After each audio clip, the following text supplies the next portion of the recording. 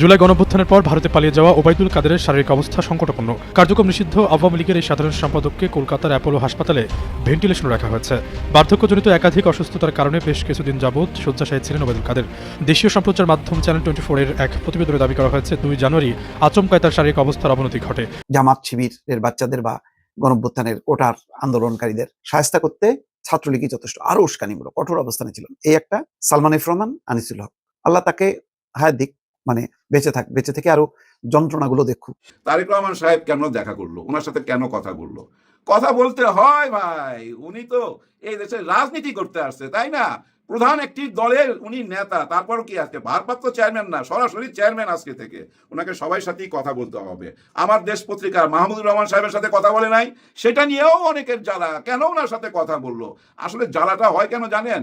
সবাই একটা ভয় যে এই দুই পক্ষ না মিলা যায়। দুই পক্ষ বলতে আমি জামাত ইসলাম, ছাত্র শিবির এবং বিএনপি, ওরা নাকি মিলা যায়। ওরা মিলা গেলে তো এরা কথা বলার সুযোগ পাবে না, ওদের ভয় ওই জায়গাটাই মধ্যেই। হাদি হত্যা মামলায় নতুন বিতর্ক। ফয়সাল করিম দাউদের সঙ্গে সচিবালয় সংযোগের অভিযোগ ঘিরে প্রশ্ন। শহীদ শরীফ বিন ওসমান হাদি হত্যাকাণ্ডকে ঘিরে নতুন করে বিতর্কের সৃষ্টি হয়েছে। মামলার প্রধান আসামি ফয়সাল করিম ওরফে দাউদ খানের সঙ্গে রাষ্ট্রীয় প্রতিষ্ঠানের সম্ভাব্য সংযোগ নিয়ে সামাজিক যোগাযোগ মাধ্যম ও বিভিন্ন মহলে প্রশ্ন উঠছে। সাম্প্রতিক সময়ে প্রকাশ পাওয়া কিছু তথ্য ও ভিডিও ঘিরে এই বিতর্ক আরও তীব্র হয়েছে।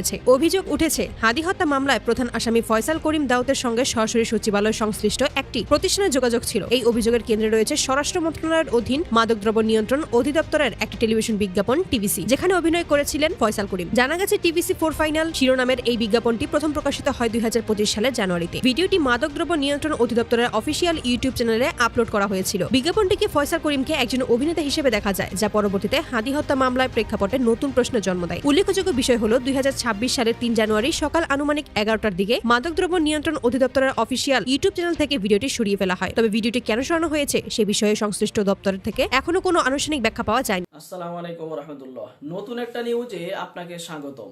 দর্শক, বাংলাদেশের বর্তমান রাজনীতি পরিবেশ পরিস্থিতি প্রেক্ষাপট, বর্তমান যে ইস্যুগুলো ঘটছে, ইস্যুগুলো চলছে, তারই আলোকে আপনাদের সামনে গুরুত্বপূর্ণ কিছু নিউজ নিয়ে হাজির হয়েছি, যার শুরুর অংশগুলো দেখে বুঝতে পেরেছেন আজকের ভিডিওগুলো কতটুকু তথ্যবহুল আলোচনা হতে চলছে।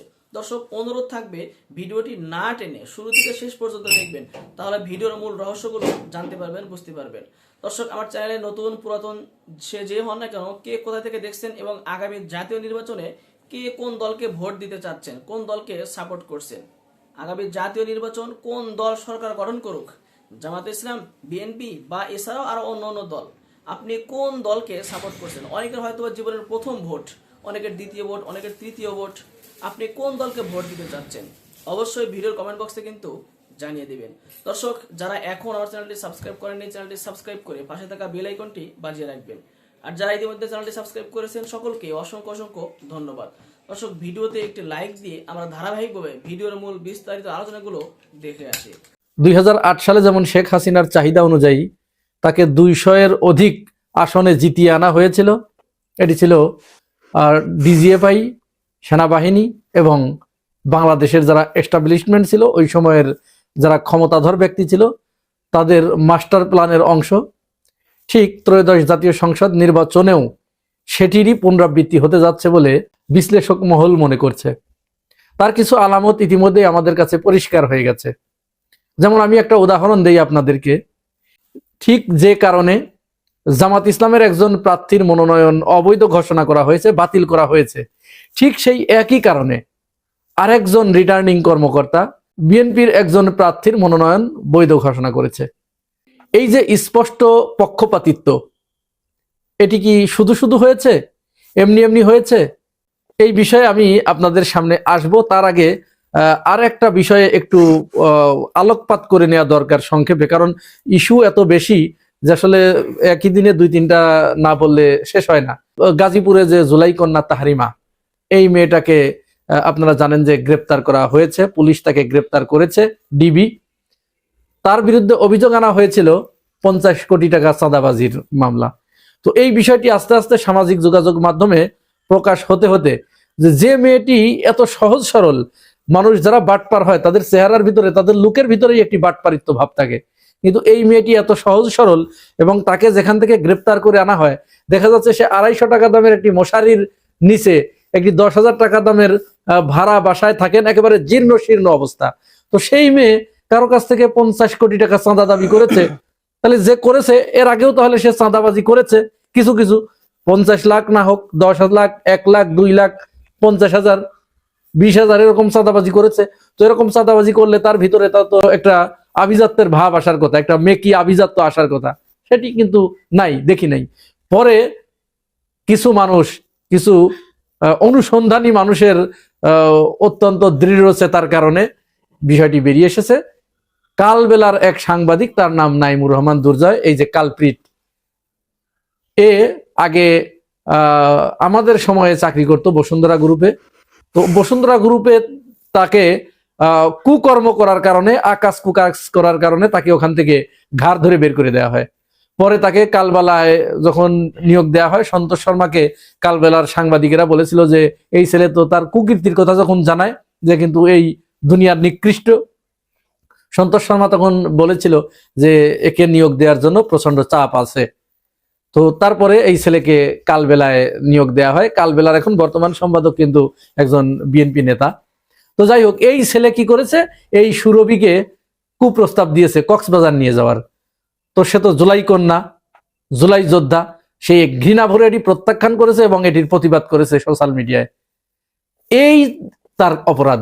এই অপরাধের কারণে এই শয়তানটা সংঘবদ্ধ একদল নাম কাওয়াস্তে সাংবাদিকদের নিয়ে তার বিরুদ্ধে একেবারে সংঘবদ্ধ মিডিয়া ট্রায়ালের মাধ্যমে মেয়েটির চরিত্র হনন করার জন্য তার বিরুদ্ধে 50 কোটি টাকার চাঁদাবাজির মামলা করেছে। তো পত্রিকায় বলেছে এটা, মামলায় দিয়েছে চুরির মামলা। তাহলে অসঙ্গতি, এই অসঙ্গতি দেখে যখন অনুসন্ধানী সাংবাদিক যারা আছে তারা গিয়ে যখন মামলার নথি ঘেঁটেছে, খোঁজখবর নিয়েছে, তখন আস্তে আস্তে থলের বিড়াল বেরিয়ে আসছে। একে অতি অবিলম্বে এটাকে গ্রেপ্তার করা হোক এবং জুলাই আন্দোলনের যেখানে যে আছেন আপনারা একে পুলিশকে সহযোগিতা করুন গ্রেপ্তার করতে। এই বিষয়টা প্রতিবাদ জানিয়ে দ্বিতীয় আরেকটা বিষয়ে চলে যাচ্ছি, যে আপনারা জানেন মুস্তাফিজুর রহমানকে কলকাতা নাইট রাইডার্স সেখান থেকে বহিষ্কার করেছে। বিসিবি অলরেডি আইসিসি কে চিঠি দিয়েছে যে আসন্ন T20 বিশ্বকাপ যে শ্রীলঙ্কা এবং ভারত যৌথভাবে আয়োজন করছে, তারা নিরাপত্তা দেখিয়ে, নিরাপত্তার কারণ দেখিয়ে আইসিসি কে চিঠি লিখেছে যে আমরা ভারতে খেলতে যাব না, আমাদের প্লেয়ারদের নিরাপত্তার হুমকি আছে, আমাদের বাংলাদেশের সাথে যতগুলো ম্যাচ আছে সবগুলো ম্যাচ শ্রীলঙ্কায় করা হোক, এই দাবি করে একটি চিঠি আইসিসি কে দিয়েছে। হয়তো আইসিসি তার অচিরেই জবাব দেবে। তার মানে ভারতকে কিন্তু একটা থাপ্পড় দেয়া হলো, কিন্তু এই থাপ্পড়েই থেমে থাকলে হবে না। ভারত 5 আগস্টের আগে শেখ হাসিনার জন্য বাংলাদেশের মানুষের সাথে যে আচরণ করেছে, 5 আগস্টের পরে তারা শেখ হাসিনাকে রেখে দিয়েছে তাদের বৈঠকখানায় এবং তাদের নীতির তিল পরিমাণ কোনো পরিবর্তন হয় নাই। আরো একটি সিদ্ধান্ত নিতে যাচ্ছে বাংলাদেশ যে আইপিএল এর কোনো ম্যাচ বাংলাদেশ থেকে সম্প্রচার করা হবে না। এইটি যদি করে তাহলে ওদের ভাত মরে যাবে।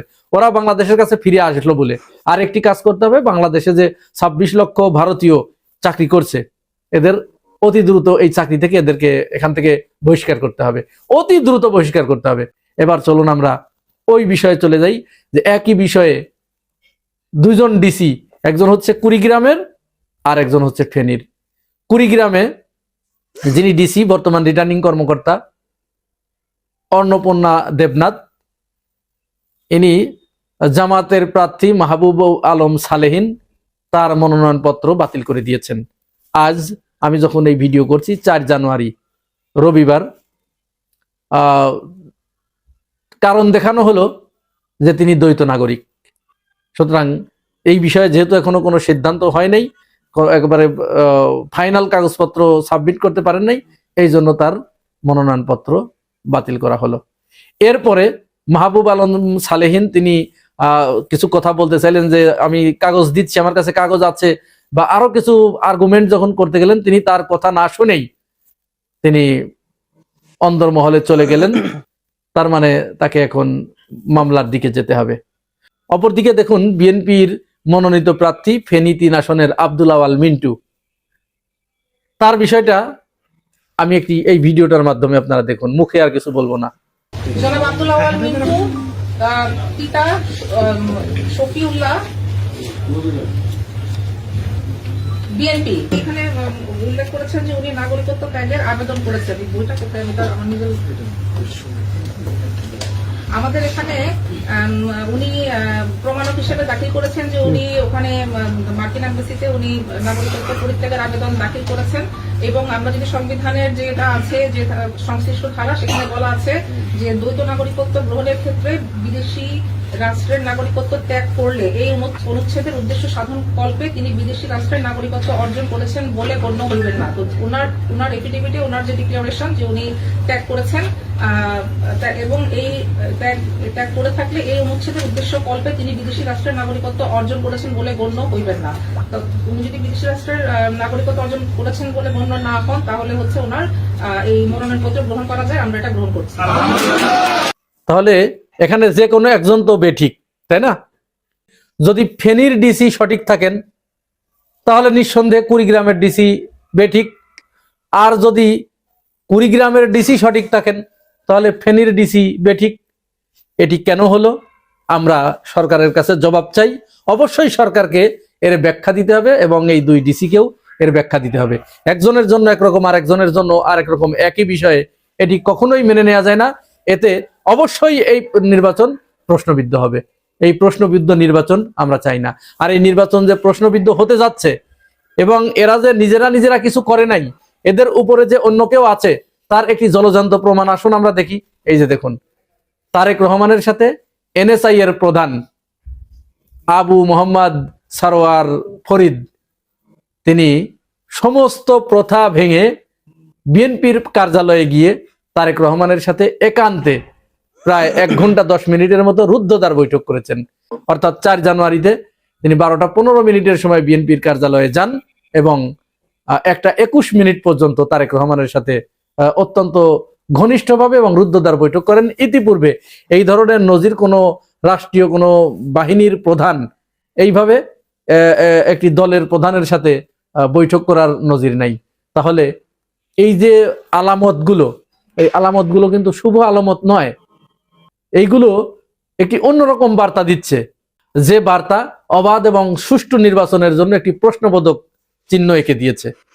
যুদ্ধ শুরু হয়ে গেছে ভারত এবং বাংলাদেশের মধ্যে। তবে কামান, বন্দুক, সমরাস্ত্র, ক্ষেপণাস্ত্রের যুদ্ধ নয়, কিন্তু এই যুদ্ধ এর চেয়ে কোনো অংশে কম নয়।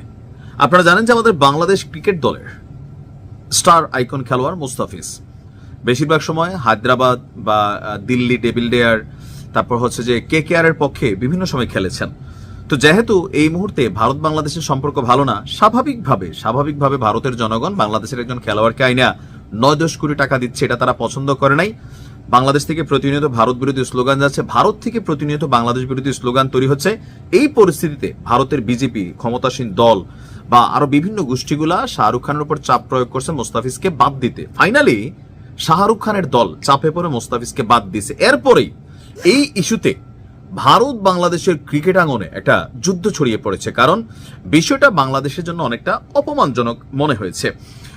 ভারতকে ঘিরে এই সাম্প্রতিক পরিস্থিতিতে ভারতের এই সিদ্ধান্তের বিপরীতে বাংলাদেশ ক্রিকেট বোর্ড অর্থাৎ বিসিবি বড় ধরনের একটা সিদ্ধান্ত নিতে যাচ্ছে। আন্তর্জাতিক ক্রিকেট কাউন্সিল আইসিসি, তবে আইসিসির কাছে চিঠি দিয়ে আসলে কি লাভ হবে আমি নিজেও জানি না, কারণ আইসিসির বাবাই হচ্ছে ভারত। কোথাও না কোথাও এই পর্যন্ত যতগুলো ইন্টারন্যাশনাল ম্যাচ হয় আপনি দেখবেন যে আইসিসির পক্ষপাতিত্ব সবসময় নজরে পড়ে ভারতের পক্ষেই। তারপরেও সেই আইসিসিকে একটা চিঠি পাঠানোর সিদ্ধান্ত নিয়েছে। আগামী মাসেই শুরু হচ্ছে টি-20 বিশ্বকাপ, আর যেখানে এই বিশ্বকাপের আয়োজক হচ্ছে ভারত এবং শ্রীলঙ্কা। তো এখন সূচি অনুযায়ী বাংলাদেশ গ্রুপ পর্বের 4 ম্যাচের মধ্যে 3টি ভারতের কলকাতায় এবং 1টি মুম্বাইয়ে অনুষ্ঠিত হওয়ার কথা। প্রথমত এখানে নিরাপত্তা সংখ্যা দেখা দিবে। এই পরিস্থিতির মধ্যে যদি কোনো খেলা হয়, বাংলাদেশের খেলোয়াড়দের স্টেডিয়ামে দেখলে ভুয়া বই স্লোগান দিবে, উত্তেজনাকর পরিস্থিতি তৈরি হবে, আর কিন্তু কোনো ভুল নাই, 100% হবে। অন্যান্য সময়ের হিসাবটা আলাদা, বাট এখন হবে। তো এই যে পরিস্থিতি, এটাকেও মাথায় রাখা উচিত।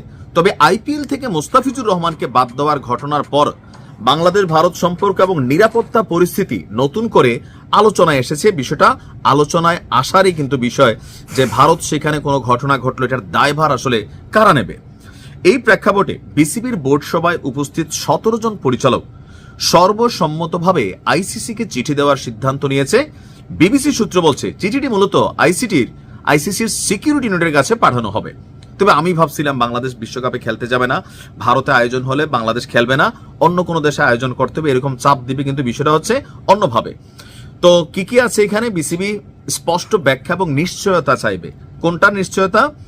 বিশ্বকাপ চলাকালে বাংলাদেশ দলের ক্রিকেটারদের সার্বিক নিরাপত্তা কিভাবে নিশ্চিত করা হবে সেই বিষয়ে জানতে চাওয়া হবে। নাম্বার 2, মোস্তাফিজুর রহমানকে ঘিরে সাম্প্রতিক যে ঘটনা সেটা কিভাবে ঘটলো এবং ভবিষ্যতে এই ধরনের পরিস্থিতি এড়াতে কি ধরনের ব্যবস্থা নেওয়া হবে। তবে এটা সহজ উত্তর আমার কাছে আছে, বাংলাদেশের ক্রিকেটারদের উচিত ভারতের রুপির প্রতি লোভ ছাড়া। পৃথিবীর অনেক দেশ ভারতের আইপিএল খেলে না, তাদের সাথে ভারতের সম্পর্ক ভালো না, কিন্তু আমাদের দেশের খেলোয়াড়দের এগুলোর প্রতি ফিলিংস নাই, তারা টাকার জন্য খেলতে যায়। তো না গেলেই তো হয়েছে, বাদ দেওয়ার প্রশ্ন আসে কই থেকে? বাট আমি গেলামই না, বাদ কই থেকে দিব?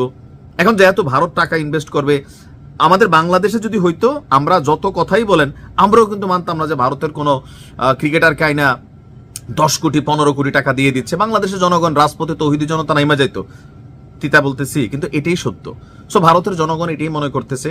বাট আমাদের উচিত ছিল কি, মোস্তাফিজের এখানে নিলামে এবার নাই যাওয়া, যে না আমি এখন খেলবো না, ন্যায্যতার ভিত্তিতে এখানে কথা হবে। তারপরেও আমার মনে হয় 2 নাম্বারটার সুযোগের বিষয় হচ্ছে আগামীতে আইপিএলে বাংলাদেশের খেলোয়াড়দের না যাওয়া। এরপরে হচ্ছে খেলোয়াড়দের পাশাপাশি দলের সঙ্গে থাকা বোর্ড কর্মকর্তা, টিম ম্যানেজমেন্ট সদস্য, দর্শক এবং সাংবাদিকদের নিরাপত্তা নিয়ে আইসিসির অবস্থান জানতে চাওয়া হবে। এখন বাংলাদেশের খেলা মানে বাংলাদেশে, ভারতে অনেক বাঙালি আছে যারা সেখানে যাবে, বাংলাদেশকে বাংলাদেশ বলবে। আর পৃথিবীর বিভিন্ন দেশে ফুটবলের ম্যাচগুলোতে দেখেন না, মার্ডার পর্যন্ত হয়ে যায়, 20-30 জন মইরা গেছে, মাইরা ফেলছে, গ্যালারি জুইরা কোপা কুপি মারামারি, এরকম কিন্তু হয়েছে অনেক ঘটনা। তো এরকম ঘটনা হইতে পারে, উদ্দেশ্য প্রণোদিতভাবে এখানে ঘটা দিয়ে হইতে পারে। তো সেগুলোর নিরাপত্তা তো আমার কাছে মনে হচ্ছে সকল কিছুর থেকে বেটার হচ্ছে এই বিশ্বকাপে যেহেতু বাঙালি ফেইলি মারে। আচ্ছা, কোনো সময় বিশ্বকাপে আমরা জিততে আইছি, আই তো নাই, তো বেটার হচ্ছে এই বিশ্বকাপকে বয়কট করা, যে ভারতে বিশ্বকাপ হবে আমরা খেলবো না। 10 কথার 1 কথা দরকার ছিল এটা। এখন এটা না খেললে আবার আইসিসি কোনো পানিশমেন্ট বাংলাদেশকে দিবে কিনা এটাও একটা বিষয়। তবে একটা উল্লেখিত যুদ্ধ ছড়িয়ে পড়ছে, এখন এটা কিভাবে সমাধান হয় সময় বলে দিবে। এতক্ষণে আমাদের সাথে থাকার জন্য ধন্যবাদ। ভিডিওটি দেখেছেন, ভিডিওর বিষয়ে আপনার কোনো মতামত থেকে থাকলে অবশ্যই ভিডিওর নিচে কমেন্ট বক্সে আপনার মূল্যবান মতামত জানিয়ে যাবেন। আর যারা এখন আমার চ্যানেলটি সাবস্ক্রাইব করেননি, চ্যানেলটি সাবস্ক্রাইব করে পাশে থাকা বেল আইকনটি বাজিয়ে রাখবেন। দর্শক সবাই ভালো থাকবেন, সুস্থ থাকবেন। আবারও দেখা হচ্ছে পরবর্তী কোনো ভিডিও নিয়ে।